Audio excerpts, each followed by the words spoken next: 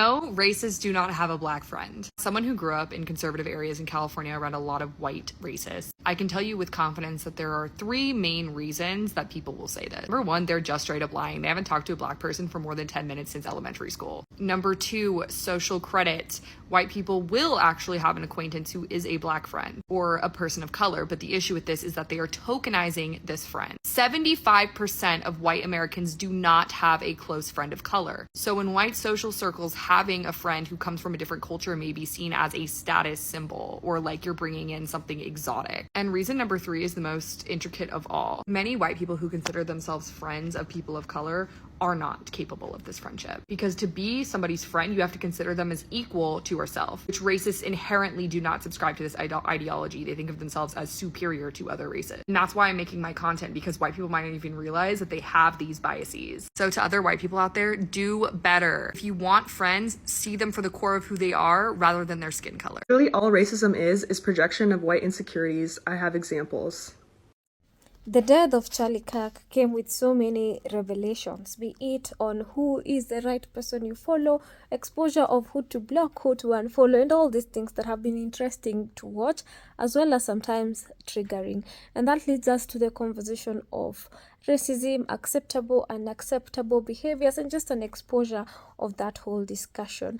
Now, let's hear what some people have to say, as well as some of the definition of things that will just make us be brighter on this conversation. Remember to subscribe and to stay tuned. Hi, I'm Kylie, and I wanted to get on here and say that just because you're a person of color and you side with conservative white people does not make them like you anymore. As someone who grew up in a conservative white area, I can tell you pretty confidently that there are only 4 reasons that most white people have a friend of color. Number one is so that they can say that they aren't racist, and they can tokenize you and say that you're one of the good ones while also giving themselves some sort of social credit. Number two, they like to have people around that they feel that they are smarter or better than in some way. They almost see their friends of color as sort of sidekicks when they're the main character. I think it's disrespectful to put somebody into that role and not recognize their own individuality. Number three, they keep you around to make fun of you or say things behind your back. And again, the whole tokenizing, look, oh, he doesn't act, insert race here, which probably results in more comparison between you and other in-group members. And number four, just to have somebody around. Please don't fall into this trap of thinking that just because you say the things that they want and you hang out with them,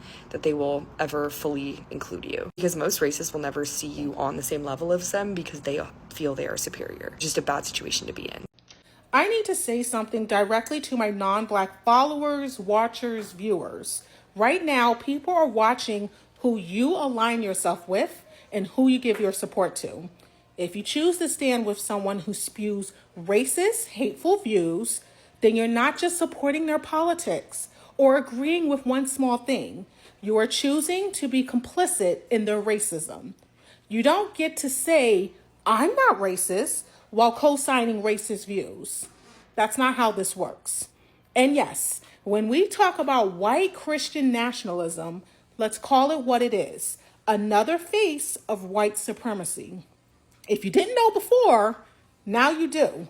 So when you see your Black friends pulling back, blocking, unfollowing, or cutting ties with people who even whisper support for this nonsense, don't be surprised.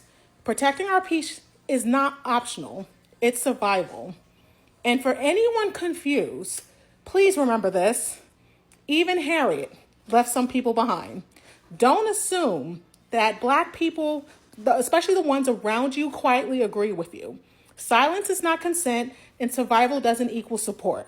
If you really care, check in on your Black friends. We see what's happening, and we see who's standing with us and who isn't.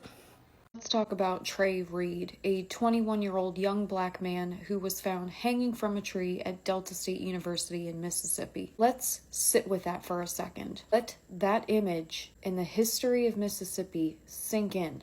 As a white person, I know it's not my place to speak for the Black community. It's not possible for me to know that fear and that pain, but I do feel like it is my responsibility to speak to the other people who look like me. We must denounce this, demand answers, and refuse to look away. I do not believe that this was self-deletion. To believe that, you have to ignore the entire history of the state of Mississippi, a state that is the very epitome of the Deep South, a state with a long, open, and brutal history of lynching Black people. A state where that specific image, a Black body hanging from a tree, is not just a horrible tragedy, but is a historical symbol of racial terror. You have to ignore that authorities rolled out foul play with what seems impossible speed. Where is the evidence? Where is the thorough investigation? I'm not an investigator, but I am a person who understands context. And the context here is screaming. It's giving hate crime in order to send a message. To be so quickly dismissed is a second insult on top of an already profound injury. Trey Reed's family deserves more than just a rushed conclusion. They deserve a real investigation. They deserve transparency, and they deserve justice. So I'm not here to play detective. I am here to demand that the people who signed up for that job do exactly that. So white people, denounce this with me. Question this. Demand answers for Trey Reed. Not brushed aside, not hastily labeled, investigated thoroughly, transparently, and with the full weight of the historical context that this act demands. Because if it was a hate crime, the family deserves justice. They deserve to see whoever was responsible held to the highest punishment enforceable by law. And if it wasn't a hate crime, then the public, especially the Black community, deserves to know with absolute and undeniable certainty how this conclusion was reached. They deserve to understand how they ruled out foul play so quickly in a case that so chillingly echoes some of the darkest chapters in American history. Anything less is an insult to Trey Reed's memory and a failure of the justice system, and he deserves better. Really, all racism is projection of white insecurities. I have examples. One stereotype is laziness. Some white people say that Latinos or Black people are lazy, which is wild because a lot of white people, we get our opportunities through nepotism or through having white skin, literally having more job opportunities or having generational wealth, simply because we're white and not necessarily because of our work ethic. Unfortunately, a lot of people of color have to work a lot harder in order to have opportunities for themselves because they're not handed to them. Another stereotype is the angry Black woman. I feel like the only people that I've seen really angry in public are white women and white men. Think about like people that call the police on Black people just for existing. Karenism is literally just angry white women, and people don't say angry, but it's true. There's a stereotype that a lot of Asian people are really smart. And it's not that white people necessarily are all dumb, but it is like a weird thing, you know, to be insecure about and project onto someone like, oh, like you're smart because you're Asian. It's like, I don't know. It's giving insecure. One thing that I hear from white men is that they will not be with a white woman who has been with a Black man. I feel like that one really speaks for itself. Okay, another one is telling Black people to cut their hair or have their hair be short. Okay. We as white people do not have as many hairstyles. Literally. Like white men can only really have the short hair, the mullet, like the mohawk.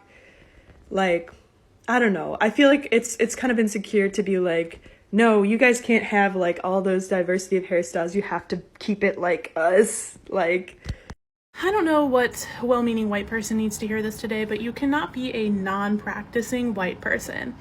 That's not real. It's made up. It's not something that you can do. It does not exist. Because regardless of how you feel about white supremacy is not something that you can opt out of. It's not something that you can say, well, I don't fuck with that, so it doesn't apply to me. I'm not practicing. Because you're still white, and white supremacy is still there. So, now what? And I get what y'all are trying to say, okay? But saying, well, I'm just a non-practicing white person is much less impactful than saying, no, I am a white person, and I'm still going to do everything I can to dismantle this system. Saying, well, I just don't fuck with the bad white people, so leave me out of it. You see how that's not great or helpful to anybody anywhere. And regardless of whether you're a non-practicing white person or not, you are still going to enter every group dynamic, every building, every job, every situation and scenario being white. And I'm sorry to say this, but the people who usually say shit like I'm a non-practicing white person are the same people who haven't done enough unlearning to understand what weaponizing whiteness actually looks like, and are the first to continue to do it when you find yourself in a situation where it is helpful and applicable. So no, you cannot be a non-practicing white person. It's not a thing, because you're still white, and white supremacy still exists.